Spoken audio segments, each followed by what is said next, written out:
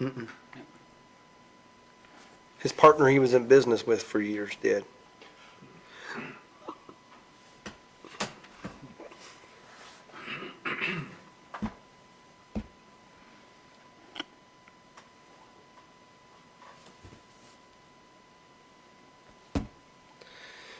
$12.59.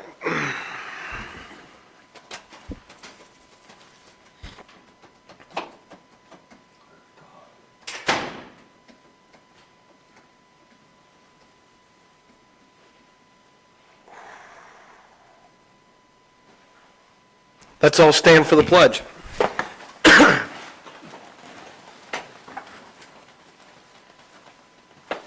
I pledge allegiance to the flag of the United States of America and to the republic for which it stands, one nation, under God, indivisible, with liberty and justice for all. All right, good afternoon. Today is February 2nd, 1 p.m. Commissioners meeting. Everybody's present. Attorney will be back here soon. First on the agenda, we have Craig in maintenance. Afternoon. I have a quote here from Columbus Carpet for some attic stock of carpet for the courthouse, 8 containers, $2,019. So what is this for? Carpet for the courthouse, so we have extra on hand. Okay. Because I wanted to do it last year, but everything was a little tight last year, so I waited till the beginning of this year. So this is just extra to have, not to replace anything? Nope, extra to have. I've got a few pieces that need to be replaced right now, but I figured once I get this, I'll get them replaced. So you have some now that need to be replaced? Just a couple. That are stained or? I think part of it, one of them stained, ink pen busted. couldn't Okay, get it not all out because they're there. coming loose? No. Okay, because that should still go back on them, I Yeah. would think, yeah. How many square feet does that get you? Each one is 72 square feet per carton. Okay. And that's how many cartons? 8 of them. Okay. I think this will kind of be on hand for clerk's office if they ever do remove the. Right, as we talked rolling. about that, Yes. yep. Okay. I'm sure they change patterns, it always isn't the same forever. What'd you say the total was? $2,019. And you got that in your budget? I mean, you got the money for that? It's you guys. Okay, I don't want to have a budget. okay, all right. I mean, I'll make a motion. I'll second. All in favor, say aye. Aye. Amy, I'd just say cume cap, maybe? Building maintenance.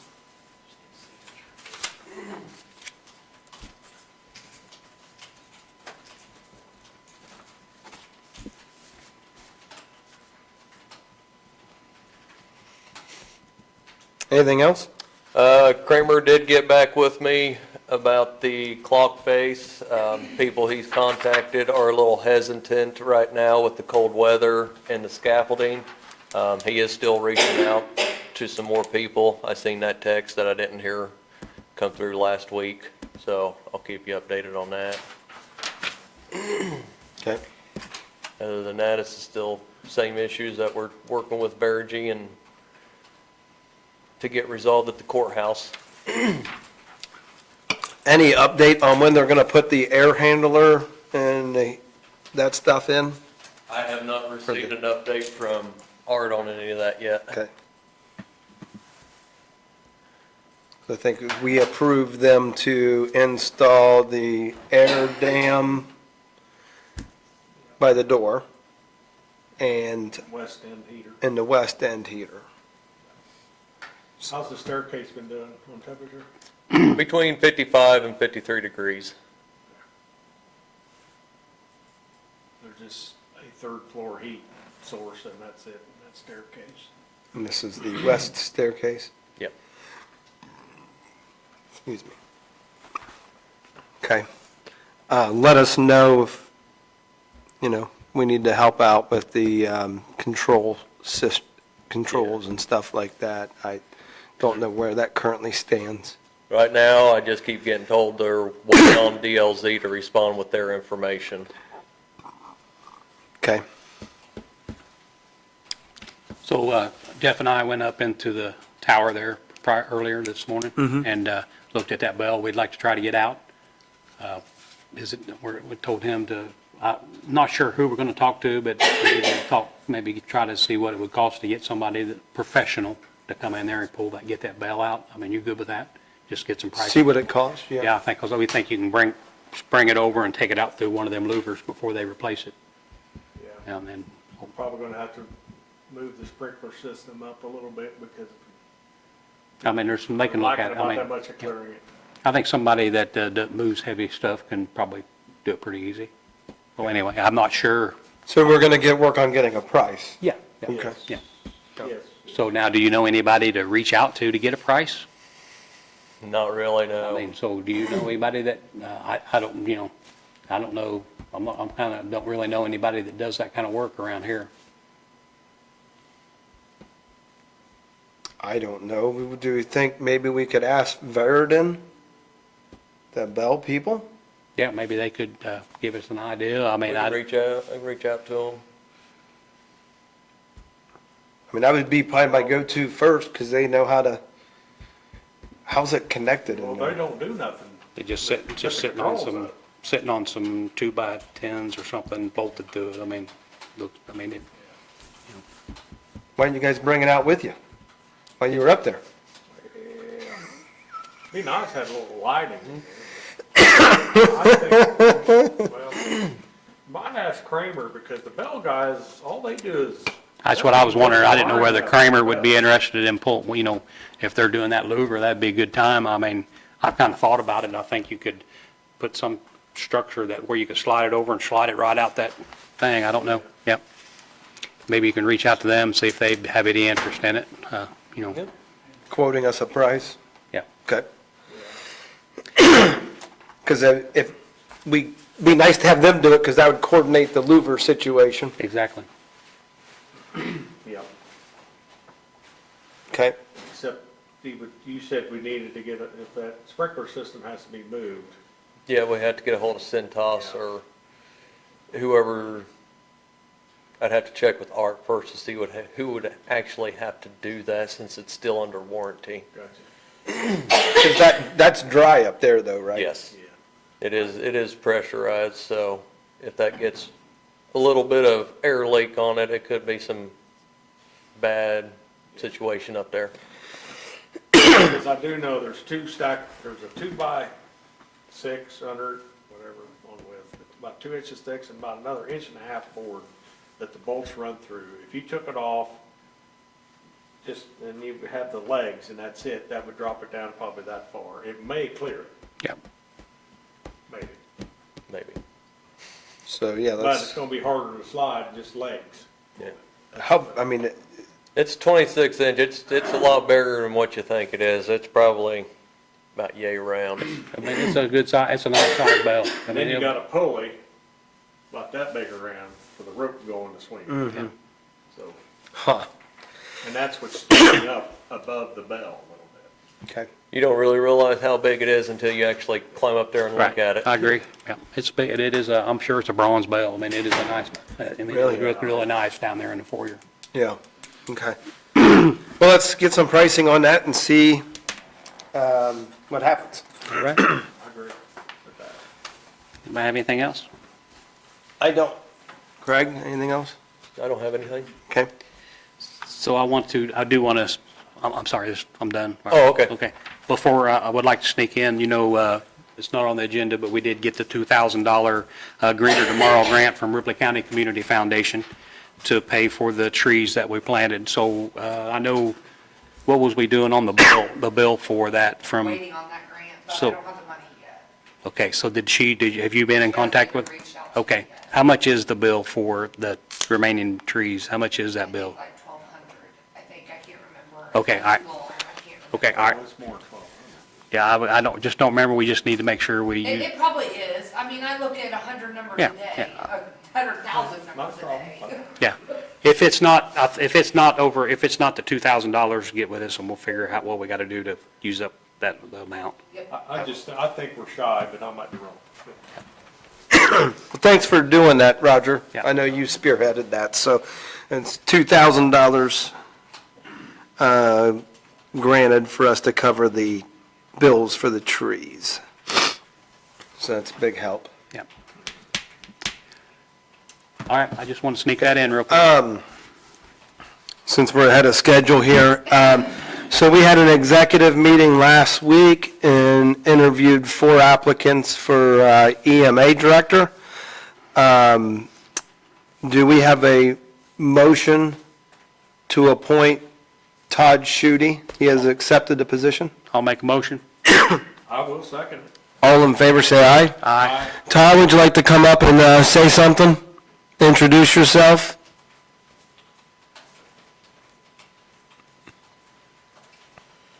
Say something? Yep, Something? yep. My name's Todd Schutte. I guess you guys picked me, so you're stuck with me. All right, are you prepared for this snow event tomorrow? Yeah, I don't think that's going to be too big of a problem. Okay. I say they're saying 3 to 5, I think, but could be some rain in there, so we'll see. We'll see what comes. Todd, you need to stop by the office and get your paperwork, because you'll have to fill out full-time paperwork, Okay? okay, for your insurance, and if you have to fill it out whether you want it or not want it, so, and then your firm, that kind of stuff, so. Okay. Just tell the girls that you were hired full-time. All right, yeah. So, yeah, I'll be in touch with Jason tomorrow and make sure that everything's going smooth, and I'll be talking to the sheriff's department and those guys, so. Okay. So now are you starting to full-time today, or did you have Yeah, to I will give not be your? able to start full-time until next Thursday. That's what I was kind of curious. I thought you said. Okay. Yeah, I Yeah. give my 2 weeks. I told them, I said, I can leave now if you want me to, but they said, no, they wanted me to stay. And that's, I mean, That's that's. perfectly, They want to torture me a little bit. Yeah. So, did you order that widget? All right, well, I look forward to working with you. I mean, you have worked for the county as a part-time basis for quite a few years, and yeah, we appreciate that service and glad that you could do this for us. If you want, we can have those applicants that did apply forwarded to you if you want to review them for potentially see if any of them would be a candidate for part-time. yes, please. So I did speak with the other candidate. He was not interested in it as part-time. But I still think he might be somebody to reach out to still, you know, if you're interested in working with, you know. But, I mean, we have all these applicants. It might be worthwhile because I know you said you had some upcoming You vacations. want them all? Figure we just forward them over. He can go through them with his discretion. I think I should be able to forward them over to him. Because it would be nice to get you an assistant in there, because I know you have some scheduled vacations and things like that. Yeah. So, Okay. that's all really we ask, is that, you know, things are covered when you're not here. Make sure All of right. that. Thank you. Thank you, appreciate it. Thank you, Let us guys. know if you need anything. All right, thank you. Have a good day, Todd. Tell Tim I said hey.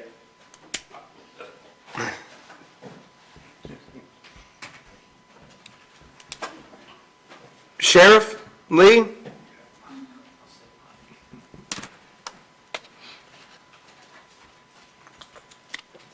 Just quick updates on behalf of Mike.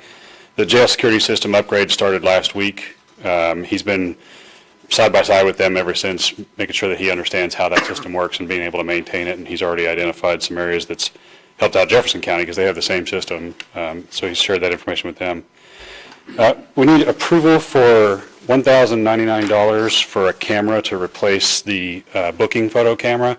This is not part of the security system. It's part of the booking process. The one we have now has been intermittent issues with it, and it's antiquated. It needs to be replaced. It's too low of pixels, and it's been causing problems. Because it integrates with the Spillman system, the CAD system for the whole county, it has to be like a certain type of camera. The most expensive one is $1,099. We're not sure if that's the one we need yet. We have a demo scheduled. They're going to come out and bring all 3 of the cameras that are viable for this. We'll test them out and make sure that which one is best for our operations. But we're asking for the approval for the funding so we can get that purchased once they come out to do the demo. And I have the quote for it here if you'd like to see it. And this can be paid for out of the jail maintenance fund? Correct. Okay. Yep. Make that motion. I'll second. All in favor, say aye. Aye. Aye. And then per your request, Enterprise will be here on the March 16th meeting to present to you guys, and then they'll also be here that evening to present to the council as well, to show an upgrade, or show the progress. And then the only other thing is the unmarked vehicles that we discussed last week have now been marked. We got magnets for 2 of them, and then the sheriff's truck got marked up too, so. The ones that we put the magnet on have that symbol right there that's behind you. Oh, on there. perfect. It's just a magnet on the side of it. No guarantees that how long they'll last on there, but magnets are not the best, but it was really the only option. Well, I appreciate you doing that. I know it was kind of, kind of an odd request, but I think it's best that the taxpayers know what they have driving around, so appreciate you guys doing that. That's all I got for you. Anything? All right? All right, thank you. Thanks, Lee. Yep.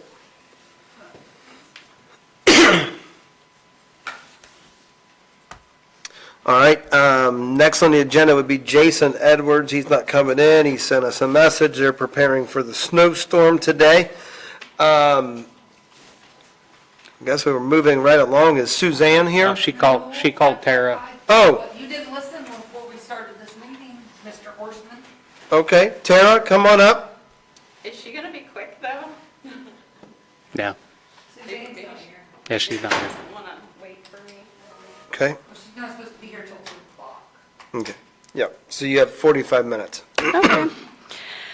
The first thing I want to discuss is when we were hiring for our maternal child health coordinator, and I went to a council meeting to ask for a $3,000 pay raise to bring the pay over the $50,000 threshold to be more competitive. I was denied that and encouraged instead to train myself instead of having the funds to bring in a candidate that had those preferred qualifications we were looking for. So to be able to, I guess, educate my internal staff to bring them kind of, I guess to give the perspective and the initiative and all the qualities that we were looking for out of our preferred candidate. What Dr. Welsh, I, and the health board have been discussing is the consideration for an education fund. Currently, we do pay for programming, like to become a car seat technician or to teach a specialized class, but what we're looking for is general tuition money to be able to get some, like go to a college, take college classes in relevant courses. So like for the health department, it might be some kind of environmental science or public health education. So I just wanted to kind of get your thoughts on it. So maybe this would have been a good question for council to ask. I was at that meeting. I don't think anybody did, but so. In the meeting, I was told instead of recruiting someone with maybe 5 years of employment experience and with bachelor's and master's degrees, that I should internally train that person within 6 months of hire. Yeah, and I kind of remember. Yeah, But I mean, yeah. I guess what I didn't understand, what qualifications are you not going to get if you hire the $3,000 So less person? one of the candidates we were looking at was a nurse. So obviously, I can't train someone to become an RN. They would have to get a degree to do that and get state certifications. But some of the other candidates had master's and bachelor's degrees in public health. But it could be a related career field as well. So what is the criteria of that job to be an RN and to have a master's? It was one of the reasons I was looking for an RN was specifically because we do allergy shots. So it would have been nice to have someone be able to kind of be able to have that prior knowledge doing allergy shots experience with managing maybe if there was an instance of anaphylactic shock or some kind of allergic reaction, to have someone that could do that. You could do vaccines as a medical assistant, but for me personally, I was more comfortable having someone with more experience and higher credentials in the medical field. So, I mean, kind of halfway understood Right. everything you said there, but is that part of this job duties? It was an additional preferred qualification. Okay. We were not able to select that candidate, unfortunately, so hopefully with existing staff, we can still have clinic coverage. And it wasn't just the medical, as you were in the council meeting, I mean, I followed the area planning's board about, in the future, they're going to be looking to replace someone, replace Tad, but I mean, he and I have the same sentiments, but the candidate that I'm looking for, and we did hire, but basically, we were looking for someone that had experience running a program. So when you're talking about this budget for training, is that for the sole purpose of getting somebody up to speed for that job? Well, obviously, I would like to be able to use it on any staff for any relevant training. So if it was my environmental staff and they wanted to look at education, but something that would obviously benefit the health department. Yeah. So I'm just curious, how much of a budget are you looking for here? Well, the $10,000 seemed to be in the ballpark, but obviously it would depend on how many people applied, how many classes per semester, and thinking it as basically a reimbursement. You'd take the class, you have to pass the class, and then we could reimburse up to so many credit hours a semester based on however big our budget is. I mean, ultimately, at the end of the day, if you're going to change the budget, I mean, if you're looking for a blessing, I understand that, but ultimately, this is going to be you're going to have to open up an account and transfer funds and do all that. It's still going to be going back to the council side of things. Right. You're really not gonna be able to, I mean, are you wanting it out of the county general, or are you wanting it out of the? Well, I think it would be good for the entire county to consider it on behalf of the entire county. That's kind of where I was going. I mean, I would not want to offer this just to the people in the health department. It should be a countywide, thing we put into place, because there could be other people in other departments that might want to take advantage of this. I agree with that. So I guess I'm asking for your blessing, but not just on behalf of the health department, but perhaps on the entire I mean, county. if we do it, I would like to see it go countywide. Anybody that works for the county, if it pertains to their job. I mean, there's a lot of places that do this. I mean, there's some, I'm sure you can find some pretty good criteria. I mean, I worked at a county in Texas, and we had education reimbursement. The state reimburses education. I don't know immediately what counties around us. I think you mentioned there might be one around us that does it, but. Like tuition reimbursement. Yeah.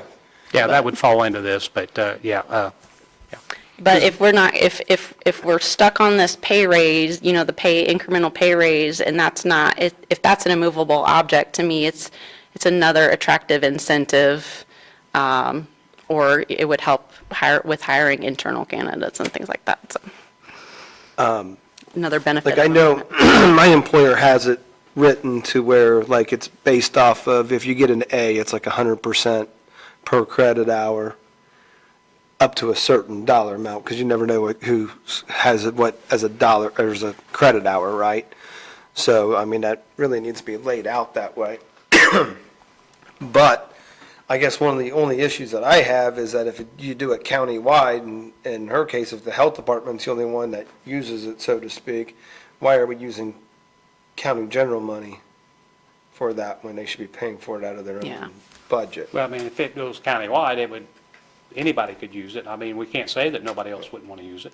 Yeah. But it's only I mean, I guess it wouldn't be for just to send somebody to a class to I think it's something that you can't just I mean, do overnight. I mean, Right. you're gonna have to That set might- criterias for it, and you're gonna have to figure out what's. and it may depend, like, if you're seeking some kind of credential, whether it's at Ivy Tech does everything from a certificate to an associate's, Right. or it could be a four-year degree, but a lot of, maybe not so much the certificate, but the associate's bachelor's have electives. So your elective might be dance, right? But your degree is engineering or something, I don't know. So that would have to be something that would be discussed, but. So this would go to the courthouse, everybody, if they wanted to, that we would pay for their training to make more money? Well, and that's the other that's the other caveat to it, that if you're gonna pay for them to go get some extra schooling, then is Give it? them a raise. The county that I worked at, basically, if you did the tuition reimbursement, you had to agree to stay on that organization for so long, so someone couldn't just get educated and walk, so, or they would have to Still pay make back more the money by tuition. doing that, and we're paying them the. They would be more educated, but they'd be at They the would not, same, it would not guarantee them more money. unless they were able to get an internal This job. $3,000 for this individual is cheaper than what you're asking us to do. Yeah, I wish they would have passed it, then I wouldn't be here asking about education. I mean, I'm a firm, like, and I'm just saying this, and this is not a knock to the council members, but when we as commissioners sit here and are in situations on hiring people, the reality of it is that there needs to be, it's very challenging for us to say, well, I found a great candidate, they want the job, $3,000, they're not coming here when they're, all the paperwork here is doing it. Instead, you have to go back through the process and hire another, we haven't been in this situation, but I have, as a commissioner, let good people walk. And guess what happens? We hire someone that shouldn't take the job, and he's got a squirrel cage down in the EMA department. I've had it happen. We gave a guy an opportunity because he accepted the job because he was the only one that was accepted, and guess what? 6 months later, I'm hiring somebody else. So like, I get I have the same frustration as you, and I know it's, and I think maybe, I would suggest maybe next time bring some council members in Okay. of going through the hiring process so they can see, because that's the challenge we Well, I hope see. not to be hiring. I've had good Yeah. candidates walk. Would it be worth, I know with the rabies clinic, we kind of have a discussion group, I don't know if that's what we call it. I mean, is it worth having like an exploratory committee to maybe draft something that would have like the, I would, as far as the tuition reimbursement, if we can have a valid policy, it's worthwhile going to county council and ask them for the additional appropriation. I'm a firm believer that our salaries here are low. I believe that across the board. And whenever we can add certain benefits to it to give the hiring process a little bit nudge or to do a additional benefit for our employees, I think is fine. I support that. But I think the policy needs to be clearly written. I mean, I know my employer has a policy. I don't know, you know. I mean, I can draft something and then bring it back to you. In my outlook of this, that $3,000 was within a range of accepting without having to do all this. Yeah, but I see it if it was 10, 15. Right, yeah, but that's $20,000 $3,000 a year. In 5 years, you paid $15,000 to have one person here, where this $10,000 could train 10 people to be better for the rest of their lives. Then you have to pay them more money too, or to keep them. Yeah. So it's gonna end up costing you on the. Unless one of the conditions is that they have to maintain employment for so long, or they'd have to reimburse the, And we've done this, like, we've bought out, like, from an EMS standpoint over the years, like, we've had to cover charges to buy people contracts out in the past. We've done that before, to hire paramedics and such. I mean, I welcome you to write a policy and see if we can kind of have it as a rough draft, so to speak, and then take it to council and say, hey, is this something that we can get in the budget for 2027? okay, I mean, that's all I know. do agree with Jeff on the other side of it, is that, you know, when we get good candidates for stuff, we need to be open-minded. Just because we've been doing something for so long and paying a certain dollar amount. I wasn't here after the COVID inflation, so the rest of the world's, pay raises increased quite a bit. Everybody, I think the Did that biggest, happen here? the biggest pay I raise don't was know, I like a wasn't here. $5,000 pay raise for everybody at one time was one of the bumps, but So now, did I misunderstand council when they said that that they would be okay if you hired that person, if you found that extra $3,000 in your They budget? said it is what it is, regardless of who I hired, like, they would not.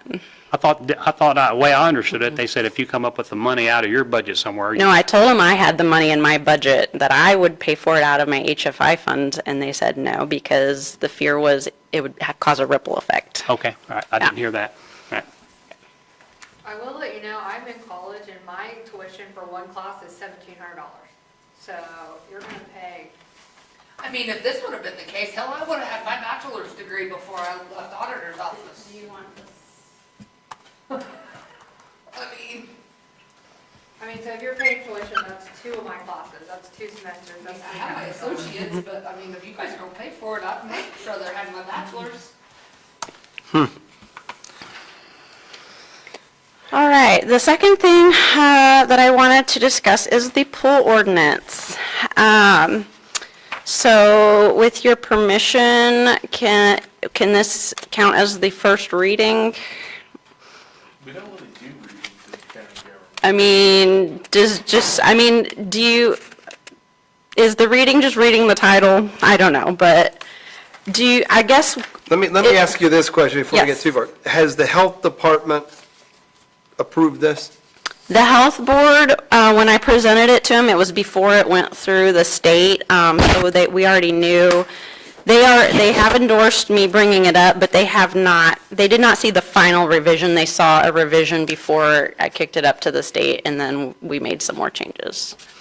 The changes after they looked at it, we changed some of the certified pool operator sections, and then we added some more of the closings about like the pool gate, the self-latching gate was added after, and the spray pad disinfectant paragraph was added after.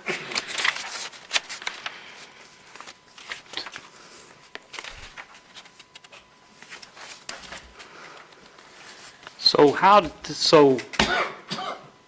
what is the problem with, do we not do anything now?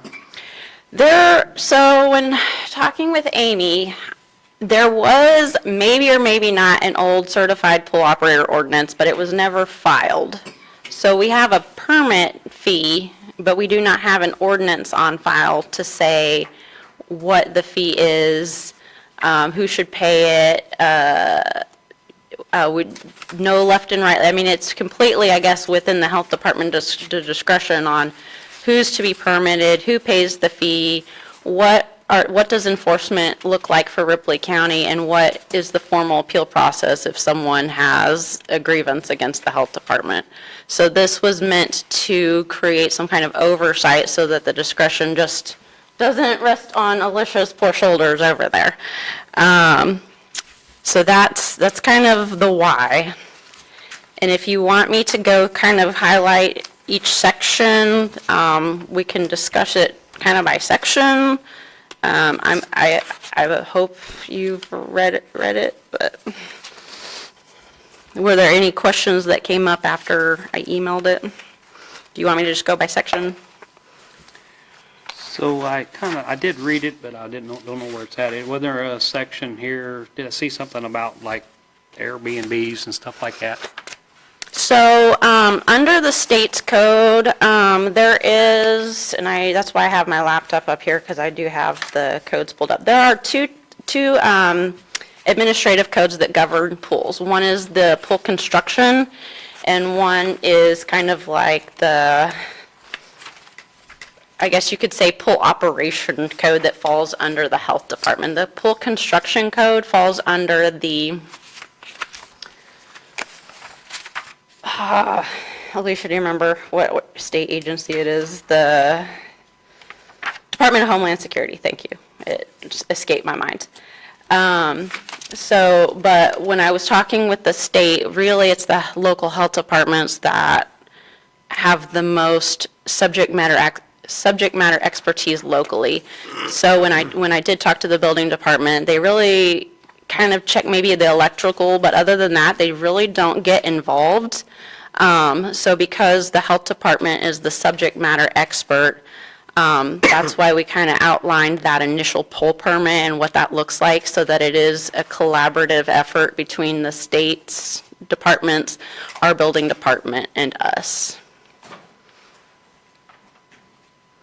Did that answer your question? No, not really. What's that got to do with an Airbnb? Oh, so with thank you, with the, what you might call the operational code, so vacation rentals fall under the semi-public part, but they do have a separate offset section about like those types of establishments. So like if you have a hot tub or a pool, there are special requirements that you have to follow under that administrative code.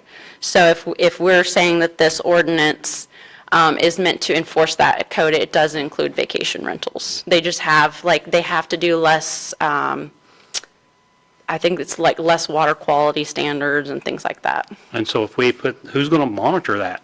Or who's going to? Well, we're supposed to be doing it. Right, so how are you going to know if there's somebody rents their house out that's got a pool or a hot tub?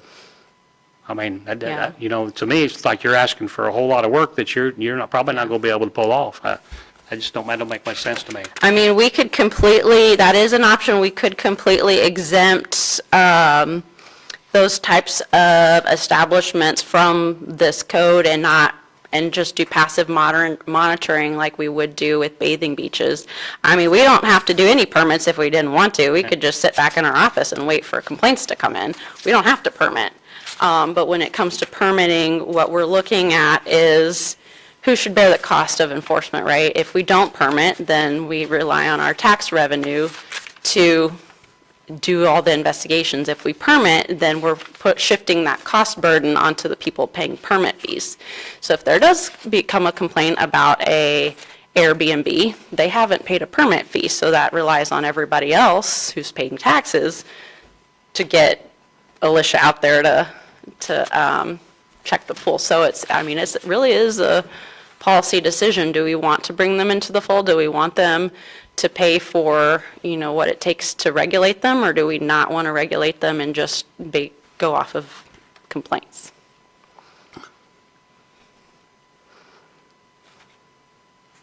So I guess I'm probably ignorant to the fact of how many pools and hot tubs we have in the public. How often do you do pool inspections? I mean, how many is there in Ripley County? How many pools total? How many public pools are in Ripley County? Alicia, we've got We have Batesville, I can't tell you the number, I can tell you what they are, but in the past 3 years, they send an application and pay per pool, so like Batesville has to do 3, because the dive pool, the regular pool, and then the splash pad. But then they send in water quality tests, I go out there and check them to open, and then I go out like once or twice during the middle of the year, unless there's a complaint. I've never had a complaint on like an Airbnb or anything like that. I really don't even have complaints on pools, honestly. The only one last year that I shut down until they fixed their water was Hillcrest Baby Pool. And then they fixed it within like 2 days and their water quality was good, so they were back open. Yeah. So I guess I'm just having a hard time understanding what the purpose of this is. What are we trying to pull off here? And I still don't understand what we're trying to get to. I mean, I guess I'm of the understanding that, as far as I'm concerned, the health board should approve this, and then it should be a rubber stamp for us. Yeah. I know nothing, I don't know the difference, I don't know anything about pools. I don't. I'm not qualified to sit here and say, this is good. I Yeah. figure it's your department, and between the health board that collects the salary, if they approve this, then I'll sign it. That's how I feel about it. I don't care what's written in there. So what do you need from them? A vote? I need a vote. Okay. Vote, they should have it signed. Normally they sign all the ordinances also. Yeah, they should have a signature line on here saying that they I did support not it. realize the Yeah. health board signed ordinances I because don't- they're not the No, I executive don't body. sign. I don't attest to this, Okay. Amy does, to their signatures, But whoever your secretary is would probably Does- attest. Yeah, to the does health not board the- I mean, this is, If I I'm have sorry, to- but this is way out of my weeds on on what I think it's good work, and I think to have a guideline, and if we're charging fees for things, we have to have it in a written ordinance, right? Like, that has to Does be not the done. executive have to create the ordinance? Can the health board create the ordinance? Because I was assuming it was the executive body. You would sign off on it. We would sign off on it. Okay. But because this is kind of a specialty thing, and it specifically deals with two major sections of the Indiana Administrative Code, I think the Board of Health probably should be on board with it because Well, they're on board you with it, guys are but going to if be you the ones want, who actually have Yeah. to enforce it. So, and you've got that in there correctly. The only thing, if you saw my email, I was a little late getting to it, but I don't know about anything under home rule that allows for the collection of attorneys. so I did send you back a Indiana Code 16-20-1-26, subparagraph C9, where it talks about court. So, Let me pull that up on my. okay.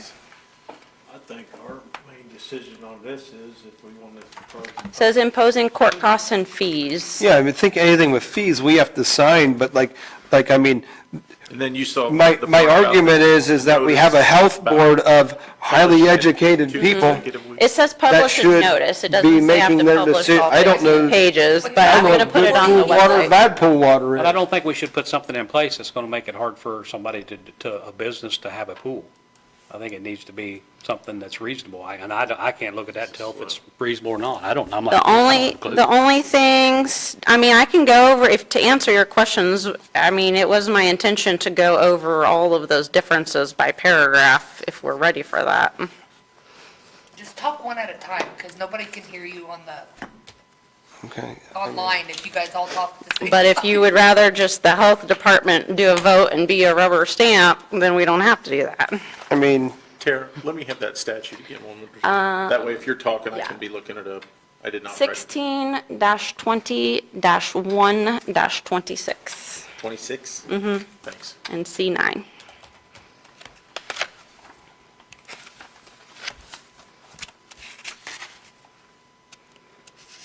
So you have something that tells, you can read off that it tells us the differences in what's here and what we do now, or you got to read the whole thing? Is the whole thing different? Right now, our code just says we follow state law, essentially, Right. in our code of ordinances. It's just a one-sentence thing. So basically, it follows whatever the administrative code is. Except we're not, because we are permitting, so that makes no sense, but that's what it says. So we follow the state code. The state, we can't be stricter, but then we permit the pool. Yeah. And go inspect them and look at their water. But we've also been requiring certified pool operators, which is not per state code as well, so. but that got taken out, right? But why is Like, it per It's state? not, it was never filed, is what it sounds like. Somehow it was signed, but not filed. But I had to be a CPO to enforce the pools and check them. Why don't they have to do it every single day? But I don't know. I don't, Okay, it like, this sounds- is all Greek to me. If we go through this whole thing, we're gonna spend 3 hours to go through the whole thing, and I'm to the point to where if I'm gonna do this, then let's find another reason to get rid of the health board, and we just play Okay. health board ourselves and get rid of, because that's the reason why they have parameters, and Okay. certain people need to be educated on what they're doing, and, I mean, I'm all about limited government, not telling, the Airbnbs, answer the question on that. I don't think Airbnb should be in there because it should be up to the homeowners, liability, homeowners insurance and everything to cover their thing. And if not, I don't know why that's our problem, because I'm not sniffing around just because one person posts a Airbnb for 1 week a year. That's silly to me. You know. So you personally would like them exempted if anything were to pass, like through the health board? I think yeah, So there was, when I talked with my state pool guy, there's apparently, and I don't know that this is applicable necessarily in Ripley County, but there is a requirement that if you have a pool, you have to have a certified pool operator. And I don't know that this is applicable necessarily in Ripley County, but there's apparently, and I don't know that this is applicable necessarily in Ripley County, but I guess there's different vacation rentals where some are rented out to a single family at a time, but then some where multiple families do use a pool to put it more in a multi-use capacity. I don't know that that exists necessarily in Ripley County, but if that was the case, would we still say all vacation rentals be exempt or only ones that are for single Privately family? owned vacation rentals, privately owned, any corporation owned. Okay. I mean, if somebody has a nice house in Ripley County and wants to Airbnb it out and live in Florida half the year, I don't know how we can have control over that. Okay. I, That's kind of where I was going earlier, because I think if we put this into effect, we are going to start monitoring those situations and potentially make it to where they can't rent that out the rest of the year. Basically, the way I put it was if they're a vacation rental and they want to be exempt, though what we said in here was that they could just put a sign that says, for pool complaints, call the health department. So they could be exempt from permitting requirements as long as the people vacationing. well, I'm not opposed to that. But that. And that's on page 15. Tourist home, bed and breakfast, other similar facilities are exempt from the certified pool operator, provided they have signage. No. Well, there you go. What page is that on? Page 15. 5, Top, second paragraph. Page 5? under 15. certified pool operator. 15. 14 of 15. I guess, Mr. Horstman, 15. to ask you, because some of these are. Right here. It's on page 14? Page 14 of 15. All right. Is it a policy question? I mean, I guess policy would be health board, but as far as how aggressively we enforce something versus passively enforce something, I mean, obviously, we would want when we're able to aggressively enforce things, but, for example, like, other things we added was the bathing beaches, smaller than 1 acre. It was recommended to prohibit them because they're dangerous, but that's also aggressive. So are things like that? I mean, do you want that? What's an example of a bathing pool? So those would be naturally, yeah. Say, have you ever been out to Indian Lakes where that lake part is? That's not regulated. So like state makes sure it has the boobies up, so like this is a deep end, but that's it. Like I don't check that. They don't have, it's not chlorinated, nothing like that. So are you wanting to like say that they can't swim there?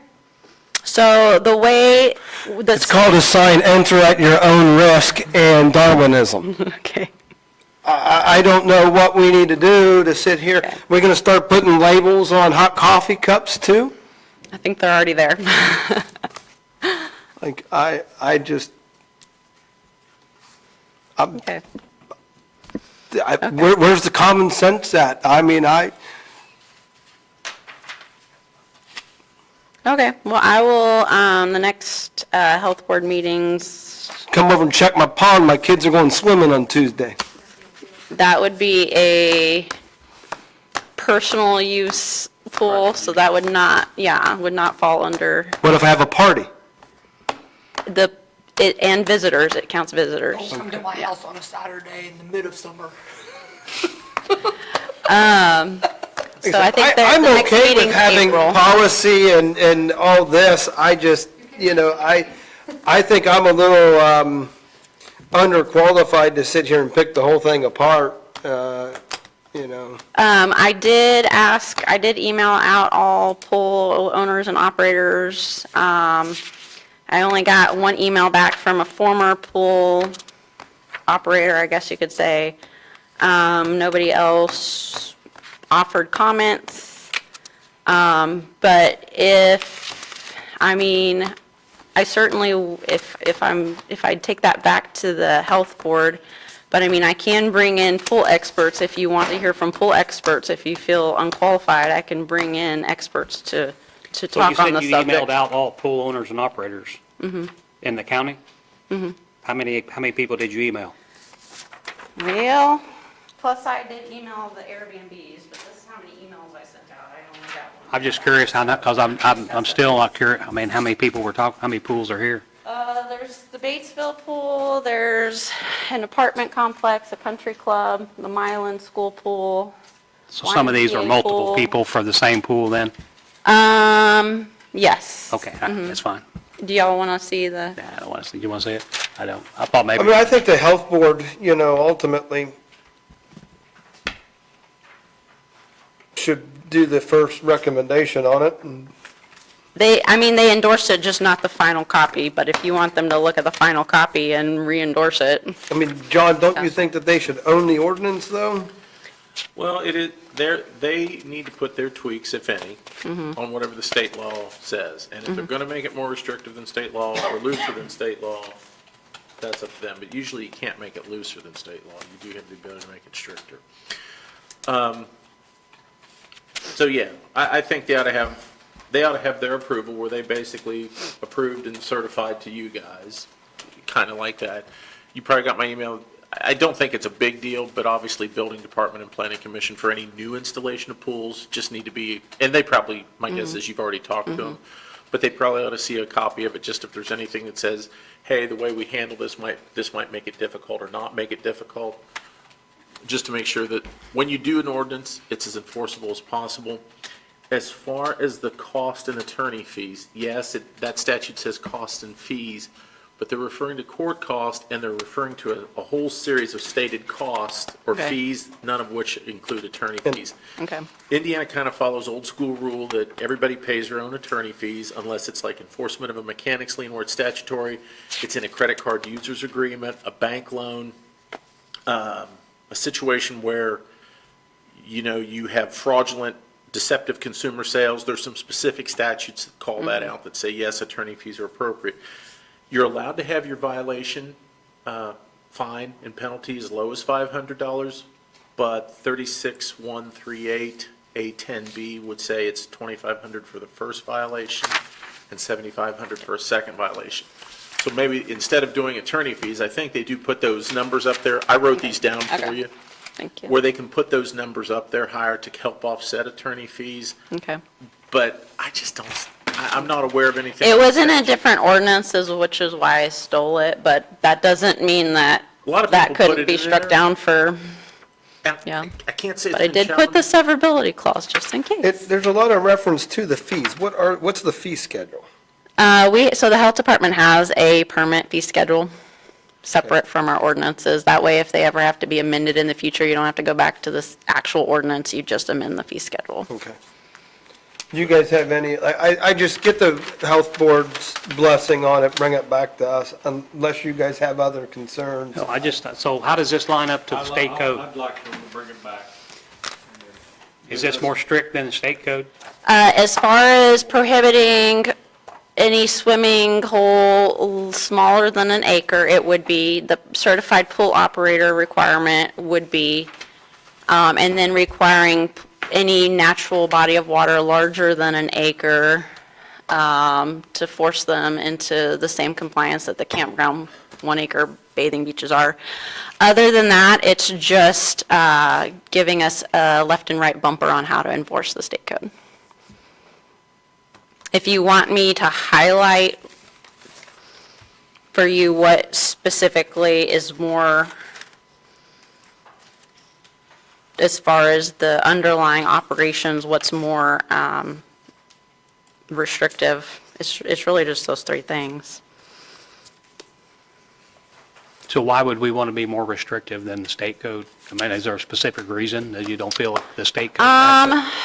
For the certified pool operator, I think it's just kind of like what Alicia was saying, to be able to have someone on site that way, like, okay, you have to close a pool if someone poops in the pool, right? Until the bacteria has a time to process that. If you don't have someone knowledgeable in, sorry, I said it out on the record, okay. But if you don't have someone knowledgeable about the pool that is in charge of that pool, the code says you have to have someone knowledgeable, but what does knowledgeable mean? So for us at Ripley County, what we've already said is that knowledgeable means that you have taken some type of course, and you've got a certification through that course. Otherwise, knowledgeable could mean I've owned a pool for the last 15 years, and I know where the dip net's Yeah, at. I know what I'm doing, Yeah, so, Okay. yeah. Any other questions for me before okay? I'm with letting it go back to your board. Do you want their And I like approval to just, like- I think they should, And I think vote they on- should have it signed. okay? I think, So when we They had the just- septic one, that's what happened. Like, they went to the board, they Mm-hmm. approved it, they signed off on it, and then Paul brought it to the commissioners, and they signed off. yeah, Okay, yeah, okay, I'll have it, I'll add an extra signature page. yeah. Okay. It'll give me more time to study it. 8? 'Cause I haven't had time. Thank you. If you want to discuss it, we can sit down together and go over Like I it. said, I mean, it's good work, and this stuff needs to be done. We need to be consistent. The main thing is, in anything that we do, is that everybody gets treated the same and everybody is consistent. That's what I care about. And sometimes we need more guidelines, and it needs to be more clear. It's fine. I think we're talking maybe a handful of places. I will say that the health board's probably going to say the same thing as you. Talk to the state experts, and this was after talking to them, so that's, yeah. Okay. Thank you. Thank you. Thanks, Darren. Okay.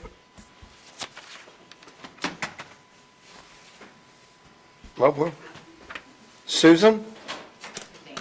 Suzanne, sorry. I don't have a laptop or anything, I just have a sticky note. That's okay. This is something that's need to be addressed for a long time, since this building has been built. The handicap accessibility is horrible.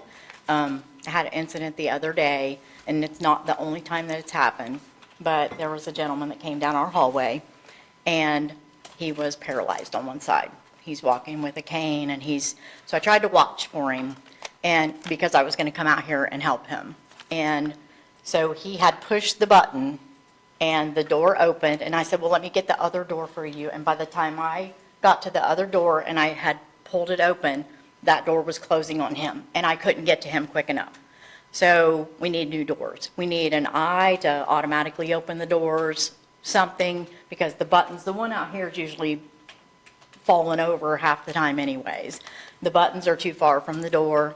By the time they push them and because he was very handicapped. I've had a lady in a wheelchair, same thing. By the time she pushed the button and got to the door, it was closing, so it's just not a good setup. I feel like maybe like the electric eye on the door or something where people shouldn't even have to push a button. It should be just automatic doors where if somebody walks up, regardless of their handicap or even just their arms full with babies and things going to the health department. But we have a lot of elderly people going to the veterans office. We have a lot of elderly people paying taxes. I just think something needs to be done about it. The building's 14 years old. It's time to update something. And I think the front doors need to be updated, whether it's, like I said, the electronic eye thing or the new doors where they're sliding doors. You go to most hospitals, and this is a public building, so to me, it should have more up-to-date access. I'm sure there's a way to have a longer time delay. But you still have those people that are having a hard time, pushing the button. They shouldn't have to push a button. If they're The in a buttons are wheelchair. ridiculous. What did you say?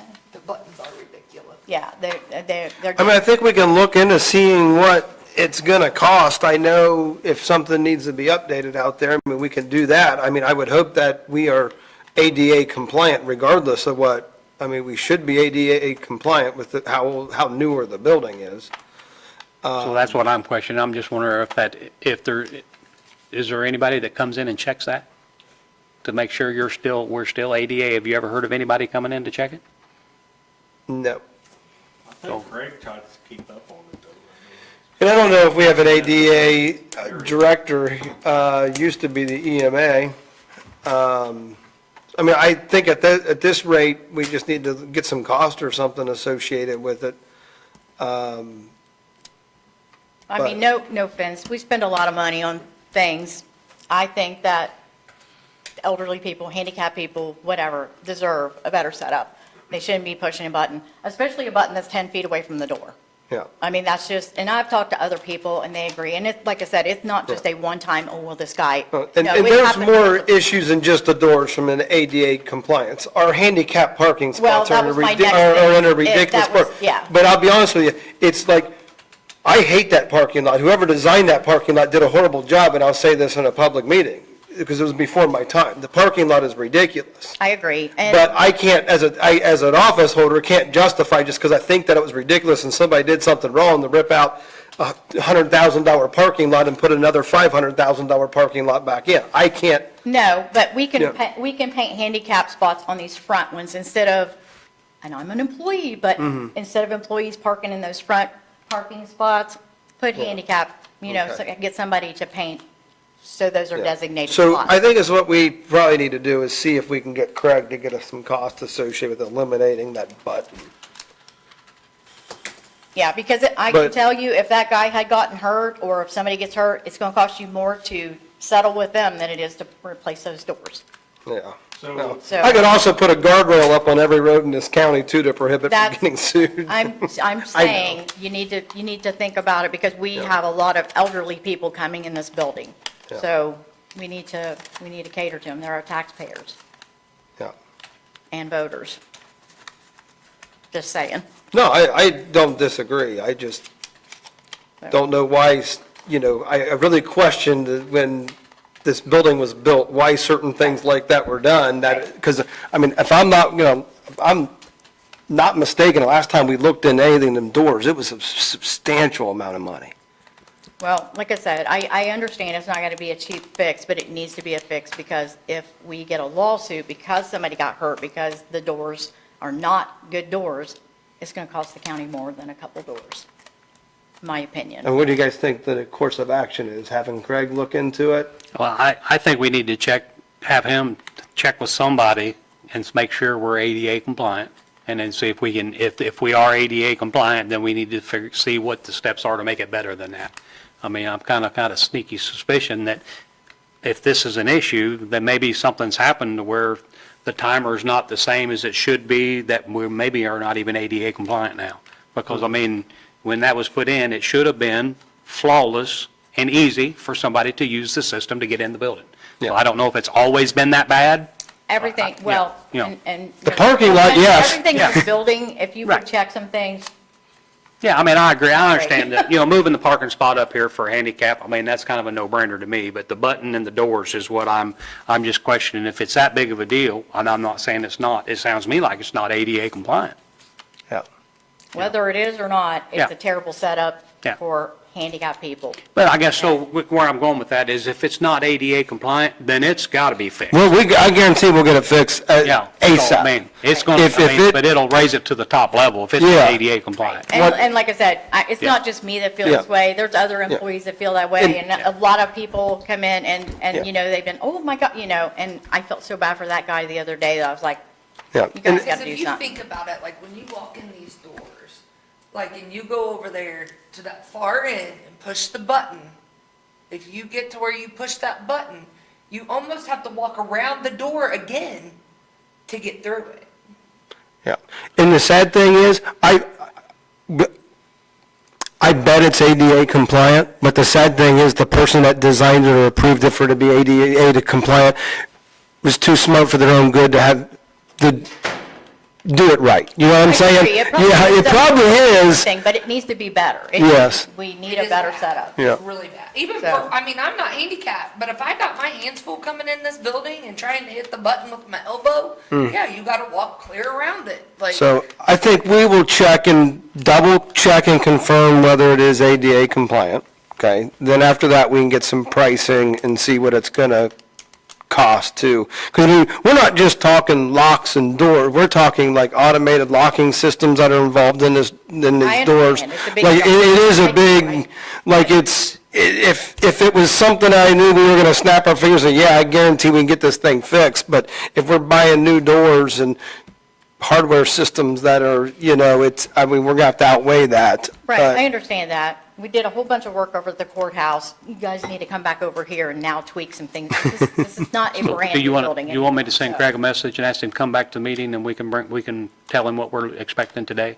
And so we'll Yeah. get this taken care of? Yeah, we'll do so. I that. appreciate it. Hey, no problem. Like I said, you guys are here every day. I'm not, and I'm not trying to push back or anything. I just, Yeah, you know. I hope you guys do something, because like I said, if somebody gets hurt, it's gonna cost you more than a door, so. yeah. And it would be bad for them anyway, so you. Well, I don't want to see, no one wants to see anybody come in this building and get hurt, you know? Okay, So, All right, we'll get Craig back in here and we'll have him look into it. all right, thanks.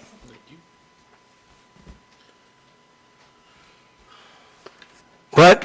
Yes. Come on up.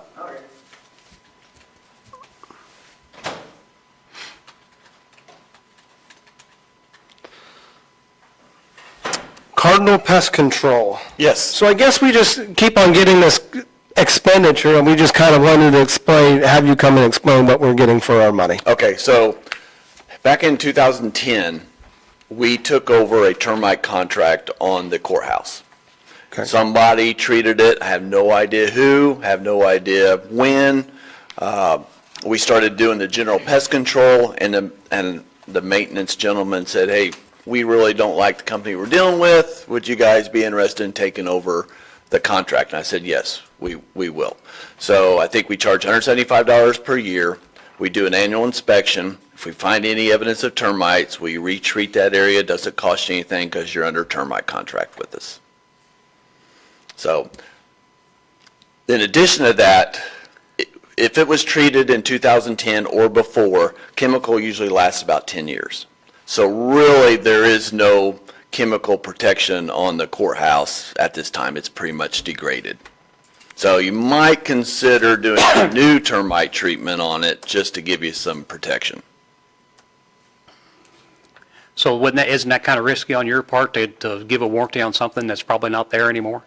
It is, yes. That's what I was, because it almost sounded like maybe we probably should be doing another. So do you do anything to this building? We do general pest control. The annex building has not been termite treated. So what's the benefit of treating the courthouse when there's no earth to wood contact left over there, is there? I say that again. So isn't termites, don't you have to have earth to wood contact for termites to get in? Well, or they make their way in. They will tunnel underneath, up the foundation, in the basement walls, and get into the floor joists, sill plates, facial boards, that type of thing. So what's the cost of a new treatment? New treatment would be about $3,500, and that would be an outside chemical barrier. We use a chemical called Termidor HE, and I have that with me because I thought that might be a question. So I brought you the label.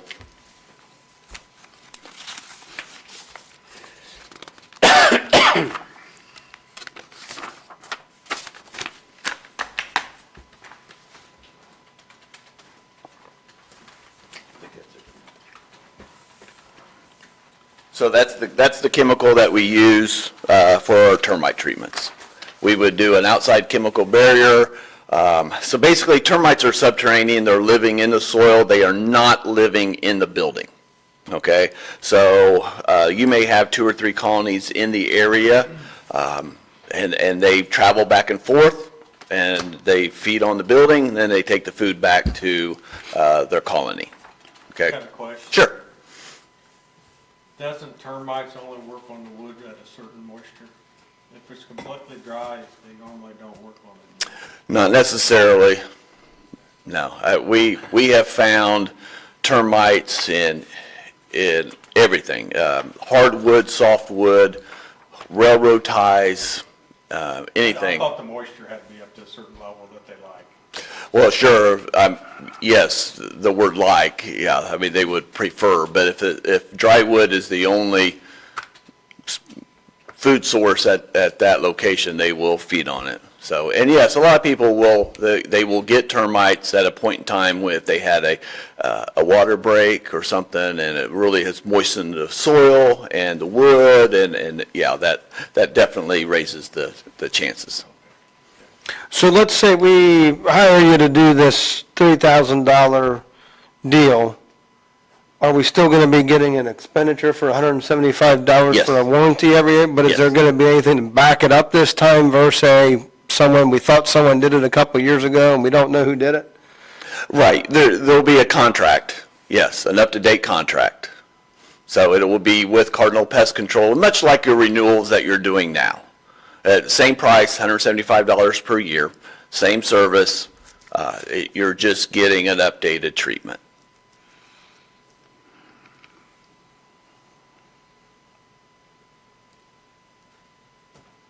I haven't seen any damage on all the walking I've done. We haven't either in our treatments. You I may just not don't- have yeah. any problem. Yeah. I And just we don't- haven't seen Yeah. any trouble, any I problem. just don't see where, we're at the point now where you're the one taking the risk. Yes. Offering that, and I don't know that, sure, it'd be easy to sit back, $175. If we're gonna retreat it, that $175 a year, divide that into another 15, 20 years, would have that paid for, but I don't think that's fair to you. Because you didn't do it originally and you don't even know what we used. So I just don't know. I'm kind of questioning whether we need to pay this $175. I think we need to look at getting the courthouse treated, if that's what we want that assurance going forward. I think we need to put it out there and see what, and apply it that way. That's just my So personal you're opinion. thinking we should do the main treatment? We should look at doing the main treatment, yes. And I can tell you that we are very good with our inspections, but we can't see anything or everything. And Yeah. termites can sneak in and they can be there and it may be in an area that we can't visibly see. So there's only one drawback, is that if we go with the treatment, we're going to ask Craig to get 3 quotes from people. There's the potential that we may use somebody else is the drawback. Sure. But I don't think it's fair to hold you to that. I appreciate you doing that warranty. That's a big deal to warranty something you didn't do. So Right. I appreciate that. Yep. Yep. Does that sound reasonable to you? Yeah, yeah. Yeah. Yep. Okay. So yeah, I would just say here in the next, is there a time of year that's best? We can do it as soon as the snow melts. So they're active maybe- all year. Maybe here in the next couple of weeks, we'll solicit quotes for the whole project and Yeah. then, and you already hold the main pest one, right? We do. Okay, We do. so. But now, the jail in this building, there's no wood framework that I'm aware of to speak of, is there? Yeah, that I don't know. And honestly, that doesn't necessarily matter when it comes to termites. Structurally, there's nothing for them to eat. They will eat, No eat insulation. yeah, they'll eat paper off the back of the drywall. Hungry little I critters. can show you. I did come not to my house, realize that. Yeah. Learned something new today. show you my garage. We appreciate you coming in. No problem. explaining that. That cleared it up a lot, and I appreciate that. Okay. So, Yeah, thank look you. out for our solicitation on a quote. Okay, that sounds good. Yep. All Thank right. you. Thank you. Tammy? So I want to we'll ask Craig to come back in. I want to get Craig. Craig. We just want to tell you what, if you don't mind coming back up, so.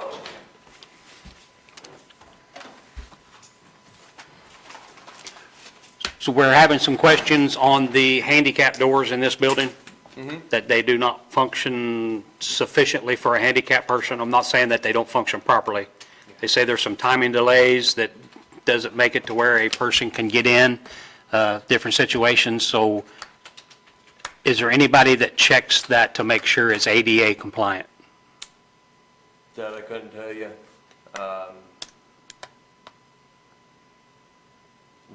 Who's over ADA for the county? That'd be my first question. That's The where, last person that I knew of Randy Miller. was the EMA.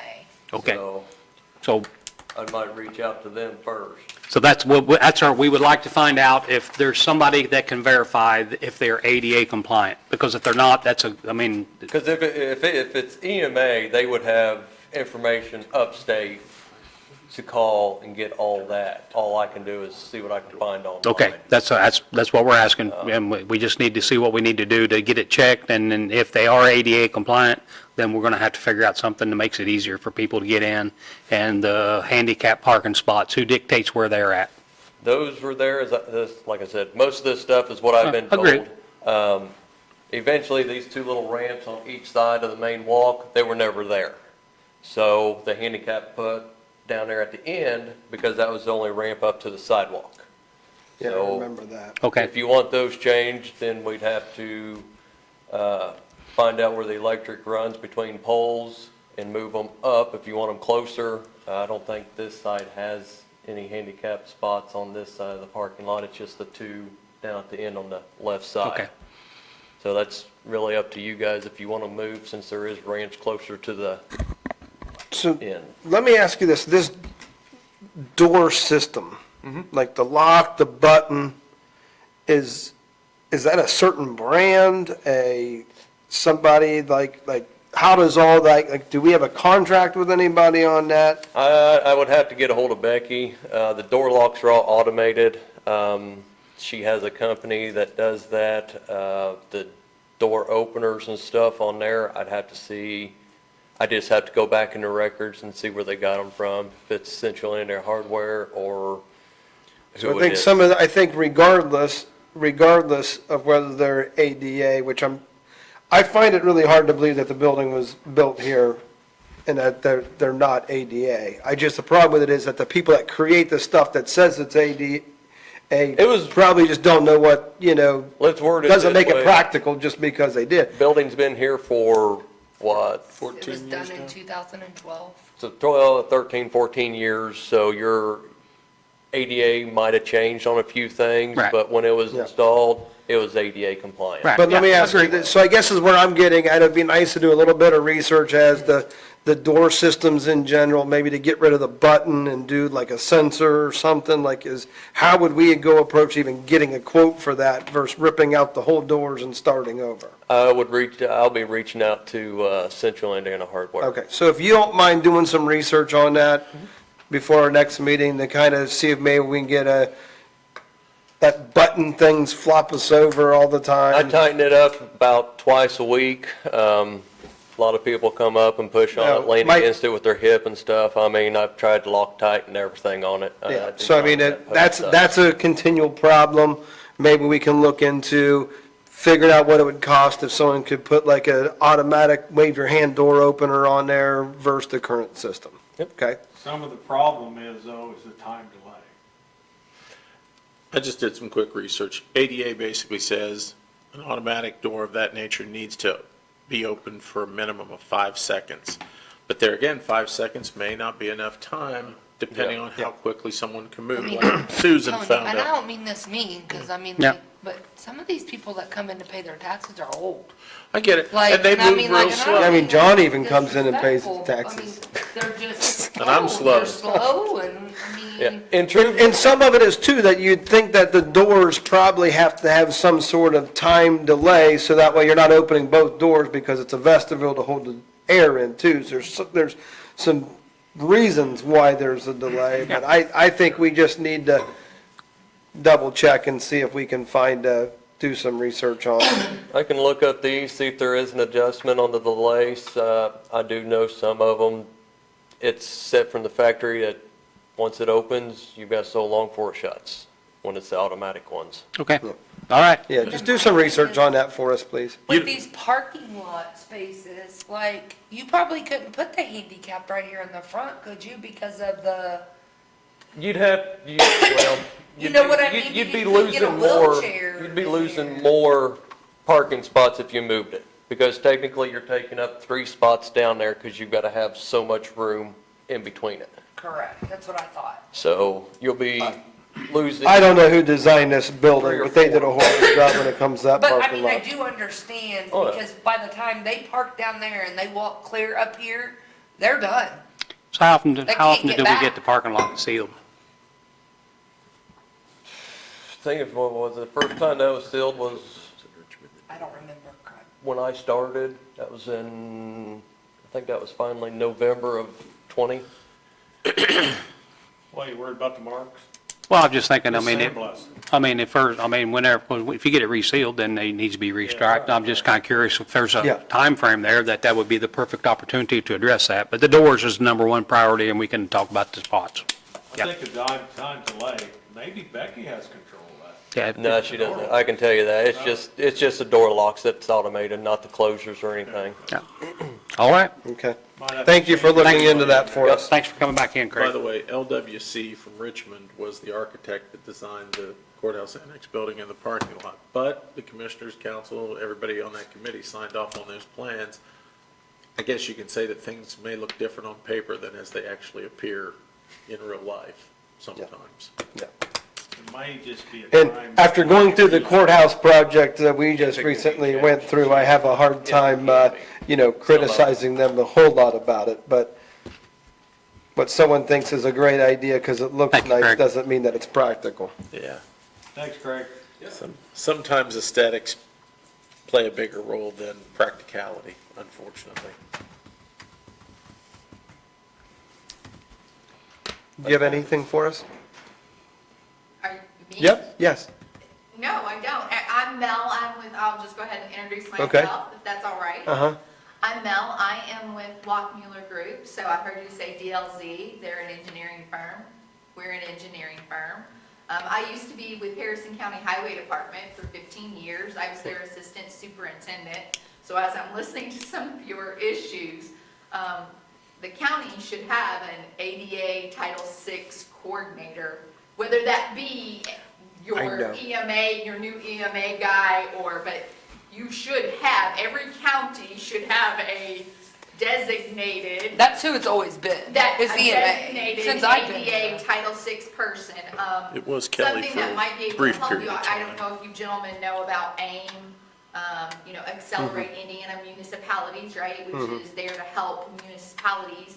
They have a great program to help with a lot of Title VI ADA resources, so that you all could look into that. Yeah. As far as those issues are concerned, but I've got my card, I was just gonna come up and introduce myself, so. Okay. Well, thank you for being here. And honestly, the complaint really should have been made to the ADA coordinator, but we do not have an ADA Right, coordinator. and we just need to make sure that, And we went through the whole, understands that maybe he doesn't know that's something that will be under his realm. So we need to make sure that that's something he Yeah. knows about. Yeah, because anybody can be designated as Yep. the coordinator. Yep. I know in Harrison County at one point in time, the engineer, the PE, he was actually the ADA and Title VI coordinator. And then they Yep. changed it to the auditor, and then they. that's a great idea. That's a great I'm idea. sorry, look, she's like, please shut up. Anybody can be your ADA. Starting the Yeah. first of next year, how's that? And it's for the main reason why it came to light on us actually having an official appointed person was when we, the community crossings grants, what brought that to attention. So we've always had and the sad thing is, we went through the whole process of hiring the EMA director without any of that being remembered by me or brought to our attention that, hey, you know what, I don't even know if James knew that responsibility was his, the prior guy that was in there for a year. So that does need to be evaluated, but we will make sure that, that gets handled and, so hopefully we get Craig on that and figure something out. I guess at this rate, we can sign paperwork.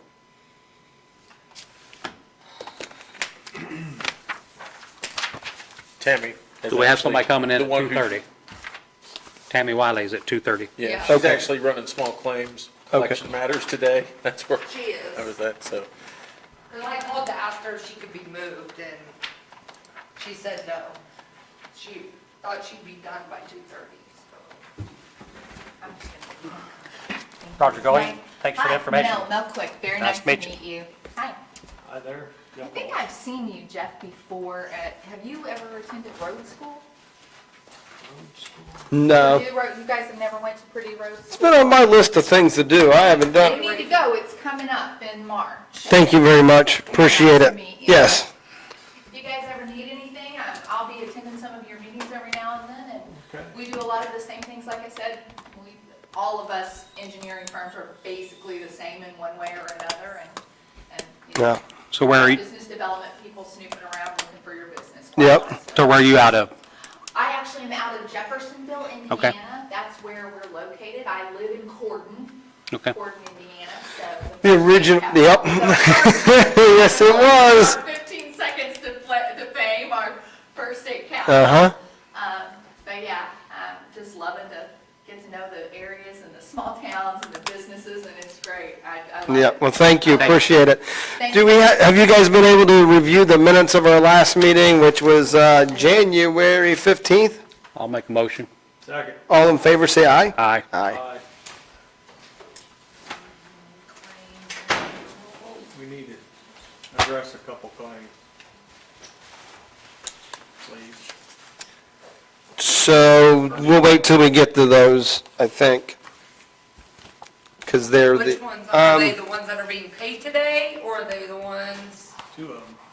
okay, what are they? So Ron Decker was supposed to send the one for going to the Ripley County Foundation. And we were supposed to get a, For the fire department. Yes. Disbursements. when I spoke with him on Friday, he said it was all done and that they had, I haven't seen it. What are you talking about? the $100,000. I understand that, but what are you Well, it's wanting? 110, but When council added that to the budget, they said they were gonna have a clear, like Rana and I were both gonna sit on a board and make sure that we knew how the money was being dispersed. Ripley City Committee Foundation, Community The Foundation. Ripley County Community Yeah, Foundation? that's what we're Mhm, talking I have, I know, yeah, I just didn't understand what you were going on Yes, about. so I called Ron and asked him, like, hey, we saw this expenditure in our commissioner's report, like, before we approved this, what has been addressed on how it's handled? And he's like, oh, it's all done, Amy Streeter has the information, he had it, but he couldn't send it to me. So I don't know whether we just want to go ahead and approve it today, or on a whim that it's getting done properly. I want to see it on paper first, Okay. because I don't want to hand the $100,000 to them and there's nothing there, because they can do whatever they want. Yeah. I want to see if it's established where Mark and Ron Decker are on that board. Yeah, and like I said, I know he's out of town in his defense, but I mean, I guess at the end of the day, it's free, it's money going to the fire departments. Whether it happens this month or 3 months, they're gonna get it this year. We just need to make sure that we understand how it is being administered before we release the money. Agreed. So, I don't know where, was it in a claim that needed to be signed today, Amy, or was it actually already done? I'm asking. Okay, okay. Because it was in our commissioner's report. So it's being paid today. Yep. So hopefully it wasn't ACH. That's the claim. And then we have 4-H. And correct me if I'm wrong, 4-H owes the park board money. Correct. For taking down the horse stalls. We approve for the board to go ahead and pay the boys for taking them down because they did not come up with the money last year. So do we want to withhold the difference, or do we want to hold it and give them another month or another meeting time to make it I right? want to withhold it, the whole thing, as long as the time period we've been waiting since the 1st of November.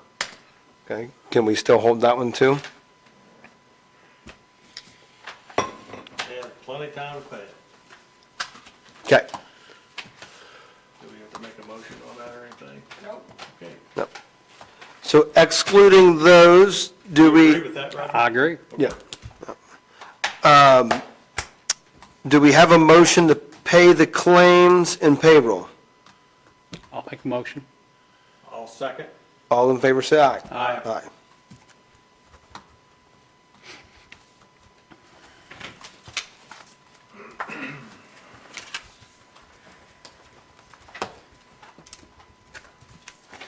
That's all I have. Thank you.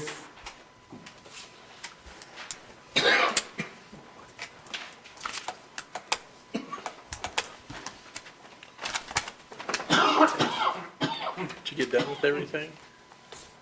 Yes, I have it emptied out. Had to wait a little while for Barb Wiley to finish up, but got them through.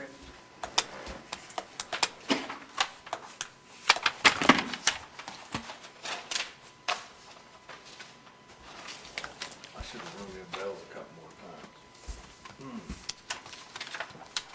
was up there dancing Were you? with my fingertips, yeah.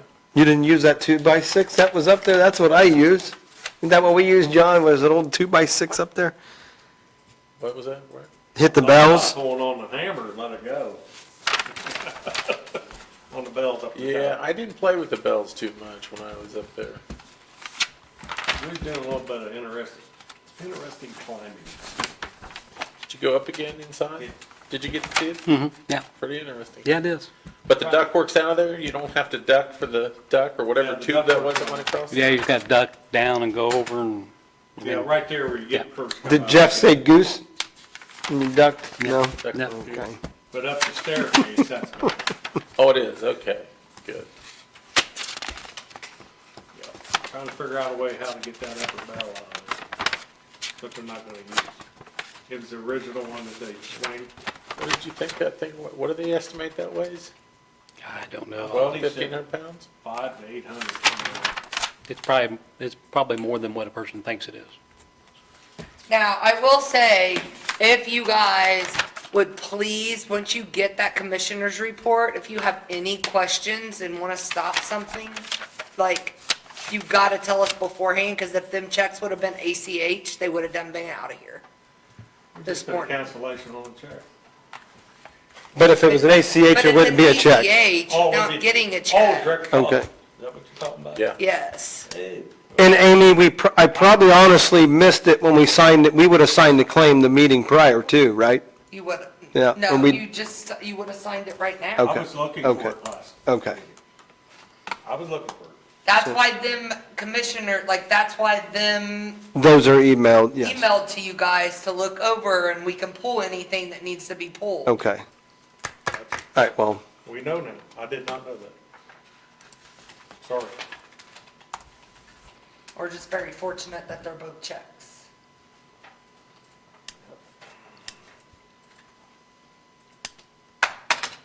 We'll probably be getting some phone calls. Tell them to call mine. A 33 inch, I'd tell them to call John. a 33-inch diameter bronze bell weighs 650 pounds. Yeah, good. But that's just the bell, not the framework, right? Right, yeah, well, that add a little bit, but I didn't measure it, but Are you I, thinking that can come out through either those louvers or The louvers. clock face? the louvers, it's below, it's well below, it's the floor below the clock I guess my faces. question is if a guy could lay a long enough piece of heavy timber across 2 or 3 of those scaffold And positions, slide it out. could you slide it out and just with a winch Well, we're or gonna probably have a crane?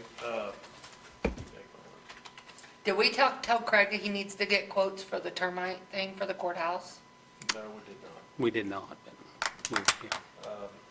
He was sitting there listening, but I don't know, we didn't officially tell him A that. chain hoist would work good, but you gotta go through that next floor up there, because where it's at, there's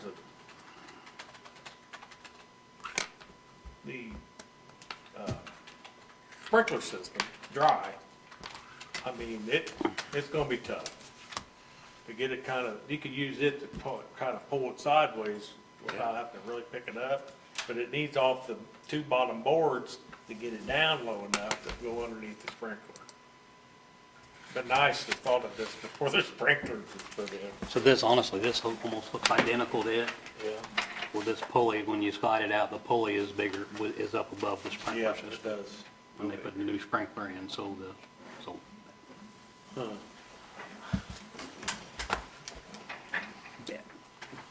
It can be done, so like, well, on this one here, it looks like they just took the framework on one side and dropped it down so they could slide it out.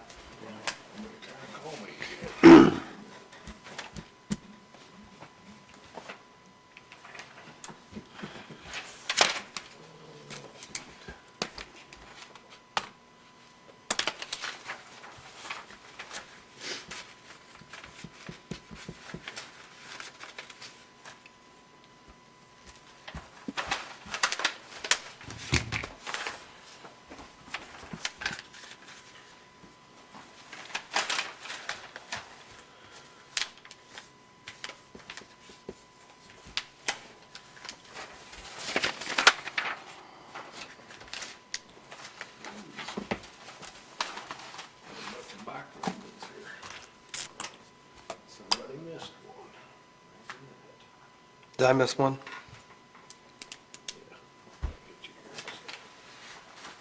They're on the backside of all this. Oh. I'll try to leave room for you.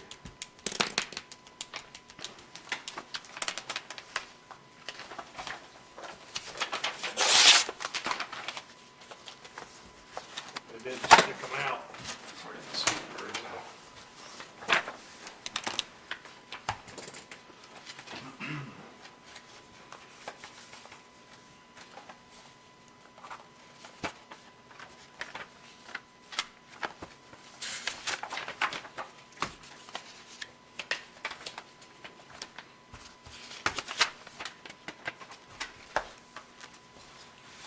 Where in front of me?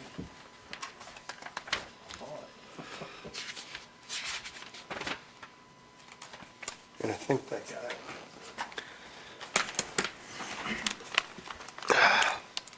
I'm sure I'll get it passed back at me.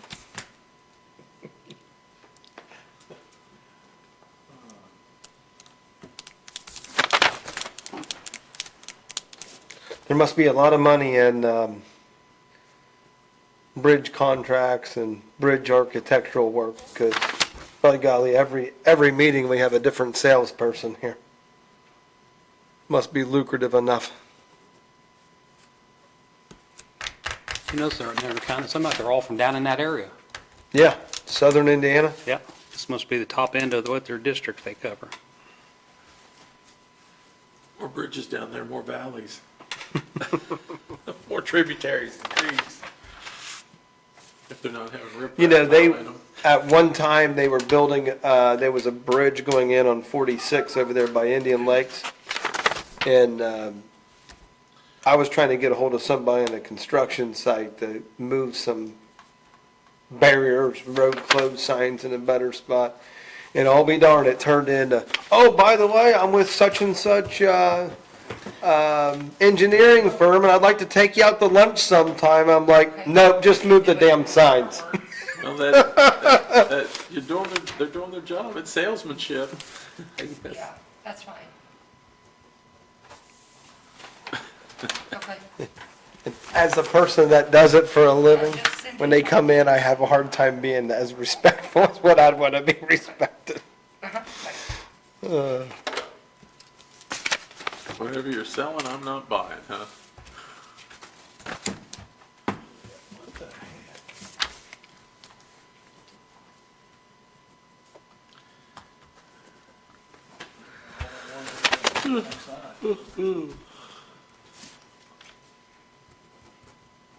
That's what they're for.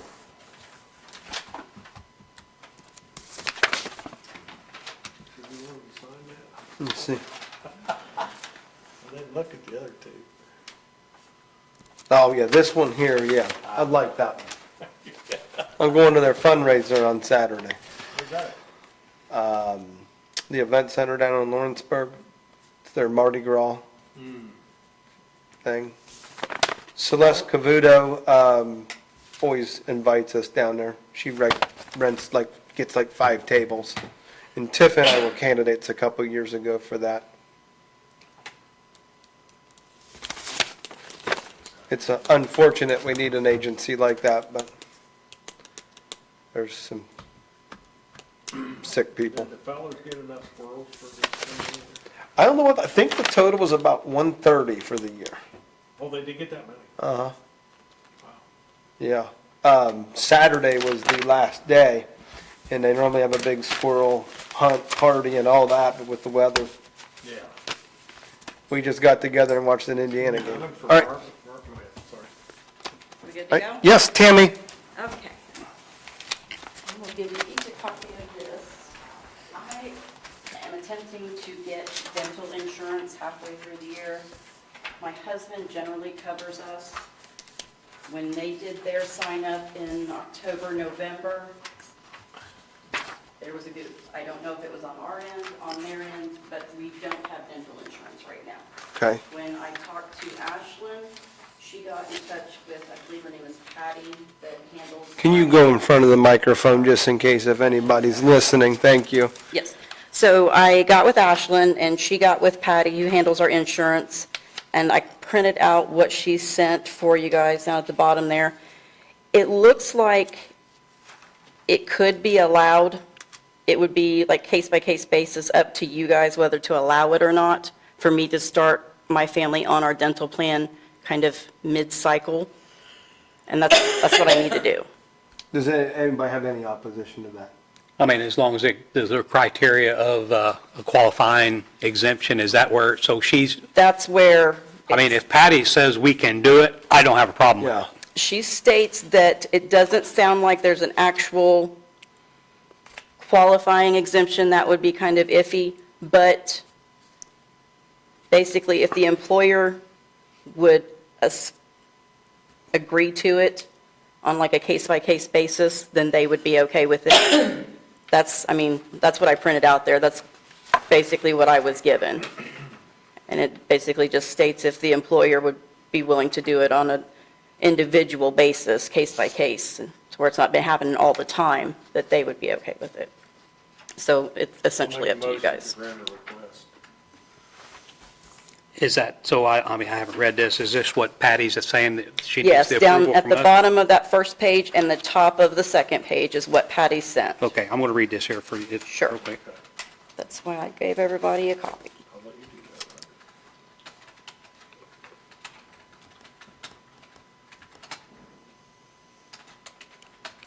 If the carrier agrees to permit the mid-year enrollment, the employer could permit the enrollment, and employee could pay premiums on a post-tax basis. So if they approve it, you have our approval, I think, is what the motion is.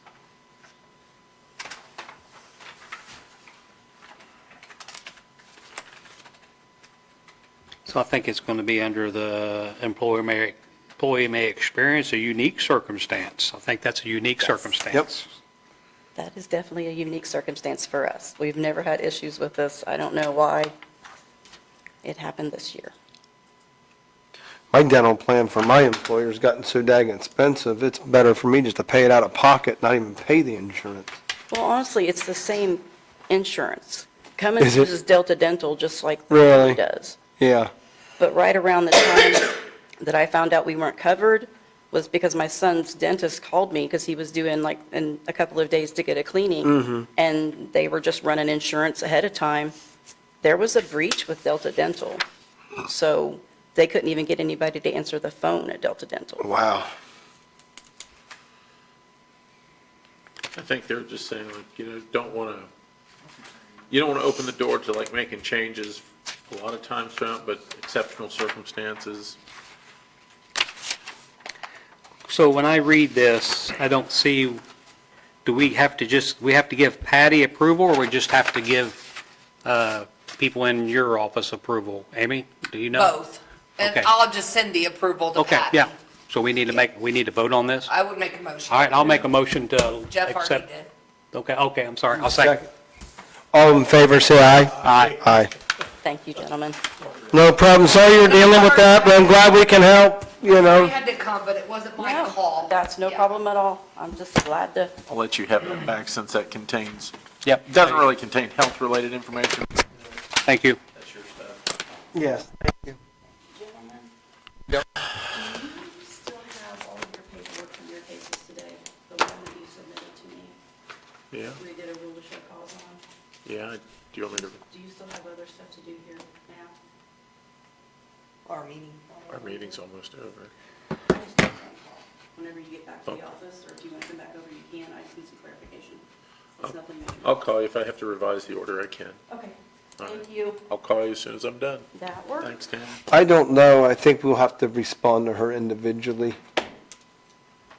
There's an email we have in our email box, so. Can she just email to us Um, the situation, what she wants to explain? All right, let's go. Yeah, We got we can. anything else? I do not, Roger.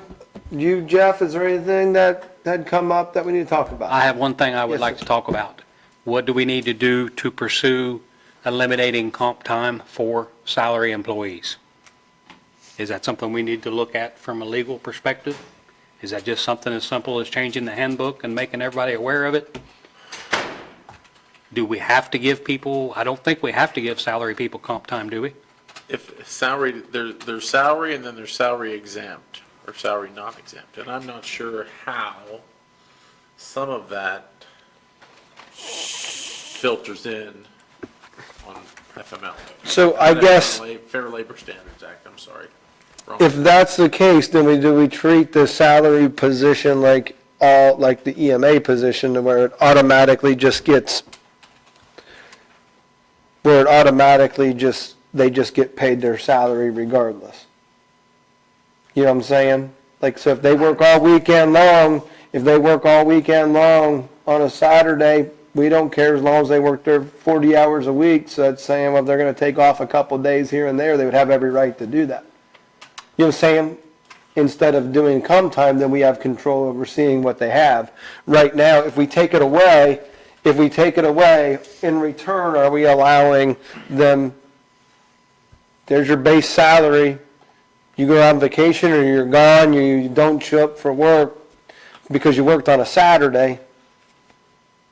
You know, you see what I'm getting at with it? Do you lax that, or are we going to take it away and saying, no, you get no time made up if you're working all weekend?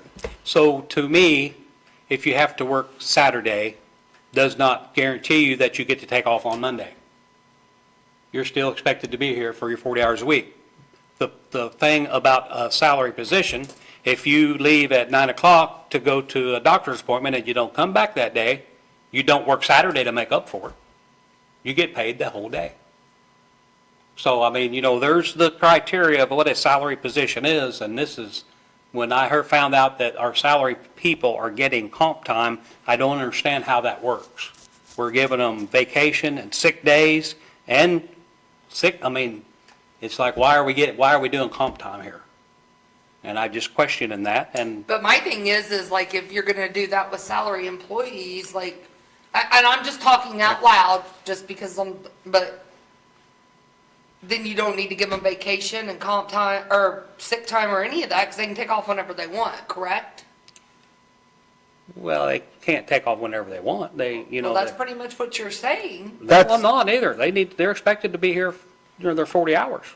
So if there's something, you know, they need their vacation to take their vacation, and they, you know, but if they're sick, I don't see the reason to give them sick days, because their salary. They would never use a sick day, because if they don't come in because they're sick, they're getting paid anyway. Okay, so then why are you giving them vacation? So if they're on vacation, they So their don't need to vacation come is in for them, anyway. that's for them to use whenever they want. If they're on vacation, they're on vacation. I guess I'm not understanding your question. What? So I guess, Just say like me. Okay. If, for instance, an elected official, I don't have any time off. Like, I don't get any time off. I don't get vacation, I don't get comp, I don't get sick, because I'm an elected official. I take off when I want, I go on vacation when I want, but I also work. I mean, don't get me wrong. So are you talking, that's the way all the exempt employees are? Because I'm considered exempt in our handbook. yes. The elected officials are considered exempt. No. The salary position is a 40-hour-a-week position. Okay, but you just said on Monday, I'm just saying, Yeah. let me make sure I understood you right. Right. I understood you correctly. So Monday, I have a doctor's appointment at 9 o'clock, and I don't want to come in the rest of the day. That's my right, which I get. Mm-hmm. But you don't need to make up them hours any other time? No, because your salary, you get paid whether you're not here. It's a salary. I understand, but you nobody still want is- them to work 40 hours. No, that's the exception, is that, you know, you're expected to be here 40 hours. If you need to take off that day to go to the doctor, that's fine. Take off and go to the doctor. We're not saying you have to come in and work Saturday to make it up, but that's my point. If something's going on for 40 hours and they have to come in on Saturday to get something done, we're not giving them the day off of I the week just to think make up there for needs that. to be a lot of, and I don't think. There's not, a salary position is not something new. It's, No, I agree with you. I understand yeah, that, there's because direct- when I first came into the auditor's Yeah. office, I was like, Yeah, and- this is a mess. Yeah, And it's a mess. And it used to be, it was very It was way inconsistent. messier than what it is now. I'm telling We you had that. some people that did and some people that did not have comp time. Like Scott Huffman never got any of it, and and it was a large amount of extra hours that he was working. So at one point, we kind of tied it in. We discussed it here, but I guess if they're using it as, if an employee wants to consider it a benefit, we have more, in a way, we have more control over knowing when they're worked and when they're not worked, so to speak. If we say, well, your salary, this is my worry. I'm just playing the devil's advocate, Roger. I'm not trying to take a stand, I'm just trying to understand it, that use highway garage as an example. We have a snowstorm tonight. Let's say they work till 12 or 3 o'clock in the morning, right? They can build that up in comp time and take it off when it's more appropriate when they use it, even though they're still working their 3 hours a week, or their 40 hours a week, so to speak. I personally am salary. I just know that I work my 40 hours. I'm off 3 hours a day, while I worked 2 hours last night, and I worked early this morning to make up for my 4 hours. I just have to tell my employer I'm not going to be able to answer the phone between 1 and 5, right? I don't have anything carry over. I'm still working my 40 hours that way. That's how my employer does it, but it has to be within reason. If I'm traveling and stuck in an airport for a week, it doesn't matter, but I'll tell you one thing, on a Friday, I'm going to take a half day at some point. But it's not on the record, no one sees it, right? That's what you're giving up, is how, are you giving up the flexibility, or just saying your expectation, you work 40 hours a week, and someone says, well, I had to work all weekend, so I'm going to take that days off 5 days down the road and have an extended vacation, not use vacation time, is that acceptable or not? I think you're saying no, which is okay, but then our employees are going to say that you're cutting into the benefits. So I don't. Not mean to interrupt, but federal exemptions from overtime usually come down to looking at certain employees who work in administrative, professional, and executive jobs known as exempt employees to be considered exempt, which can avoid comp time, overtime. You basically get paid a salary, and you're expected to be there for whatever duration of time is necessary to get the job done. That means you could go home early if the job's done, and if everything's running well. So it cuts both ways. But anyway, to be considered exempt, the employees must generally satisfy 3 tests that currently fall into the executive, administrative, and professional employees exemptions. Generally must receive a salary, meaning they're paid a predetermined and fixed amount that's not subject to reduction because of variations in the quantity or the quality of work performed. Receive at least a specified weekly salary, the salary level test, and then primarily perform executive, administrative, or professional duties as provided in the U.S. Department of Labor Regulations test. And that means like they're very specialized, they have hiring and firing capabilities. Currently, I think the federal minimum salary requirement remains at $684 per week as a salary to be exempt.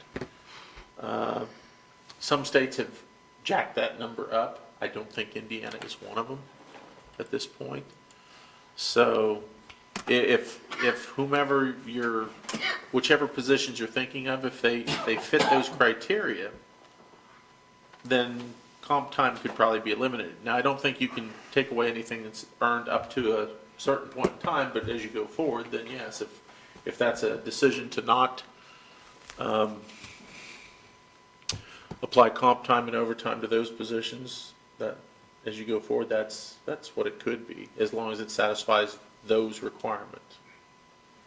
I don't know if that helps or not, but Well, I think it's kind of a the main litmus thing is that they're not getting overtime. They're not getting overtime because it's only at time and a half versus an hourly employee. They take comp time for every 2 hours, they're actually getting 3, right? Because they get it at time and a half. An exempt employee is only getting an hour for hour too. They're not getting it as at a time and a half rate. But I don't know. I think if we were to eliminate it, Roger, then I think we need to be cautious on now we don't, I mean, someone says, well, I worked all weekend, and do we have the right to say, well, you still needed to be here the next 5 days? I don't know the answer to that. So, And I think if it's something that you guys want to look into changing, I think because we do give them comp time now, like, you can look at changing the handbook. Yeah, I'm not saying we have to do it today. No, I would- if I- I'm not if saying it- that either. I'm just saying I you would think need if it's to. something that ever you guys agree with, if you don't agree with it, then I won't pursue it anymore. But I think it's something we would look at and Yeah. change at the first of the year. Yeah, or Yeah. something. that's what I'm, You yeah, know. it's not that I disagree. I think it's, if it's offered, it's kind of, if we take it away, and say you don't get any comp time, I still think that there's going to be a level of people still doing what they want to do with their time, right?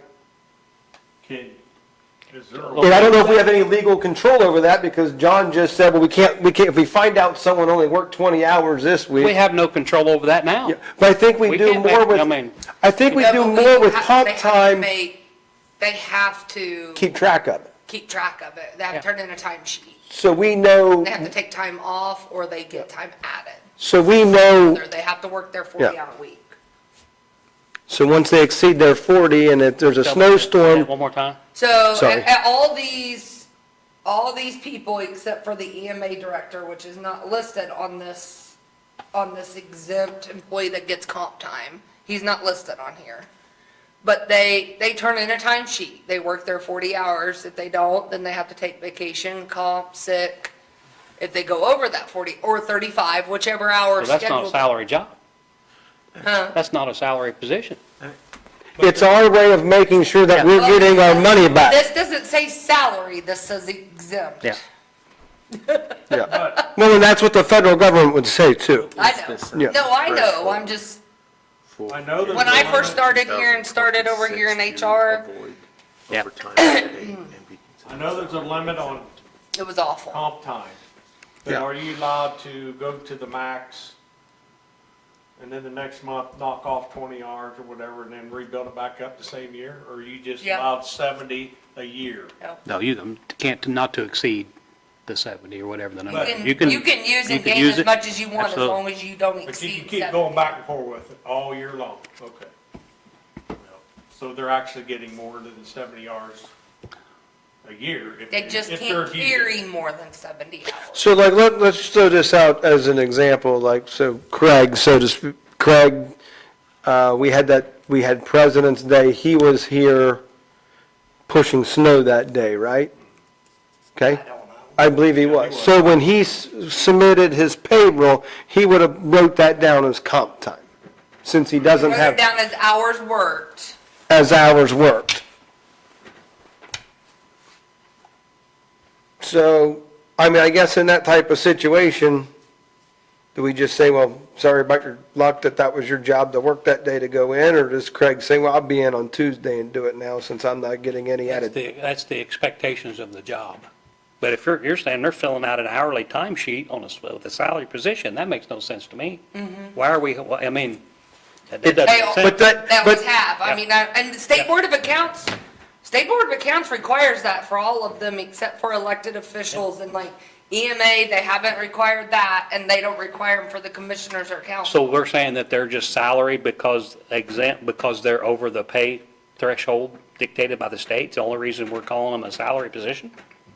Because they're exempt, because they qualify for the exempt status of us not having to pay overtime.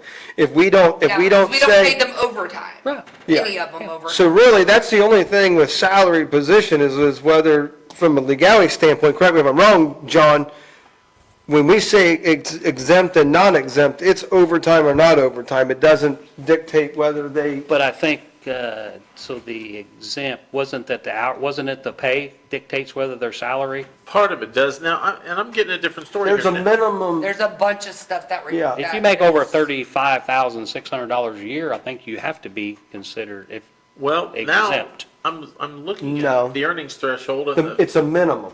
on the You government can't make website. 25,000 and be exempt. So I probably need to go back and read some fact sheets, but they're saying minimum salary amount beginning on July 1 of 2024 was $844 per week, equivalent to a $43,888 salary. As of January 1, 2025, it was $1,128 per week, equivalent to $58,656. Right. So I think those numbers have gone up, but I'm reading in one area that it's still 684, but that seems too low, honestly, to be considered salary exempt. I mean, But that's the minimum, so you can't pay, the federal government doesn't want you to pay someone $40,000 a year and say work 60 hours a week at that rate. That's the reason why, I think Obama was the one that first put that rule in place, because we had, at one time, we had,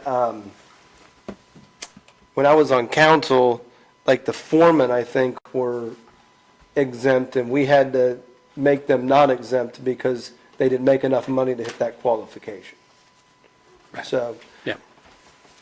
yeah, I mean, I'm salary, I still have vacation time and all that type of stuff. It doesn't, but I'm expected to work 40 hours a week other than, but, So Amy, you're saying that the State No. Board of Accounts requires them to turn in an hourly timesheet? I'm asked for them. When they come in, they draw a certain amount of people, and if they're one of them, then I have to have a timesheet.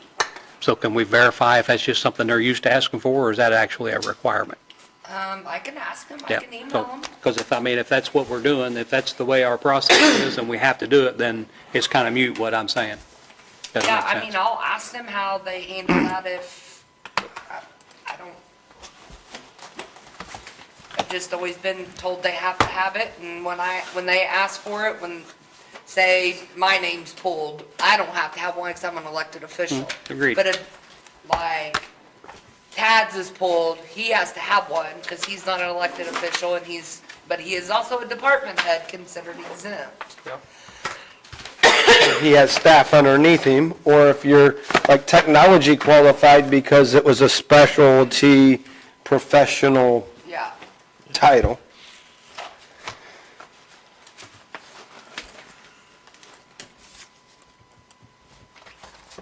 Anything else, guys?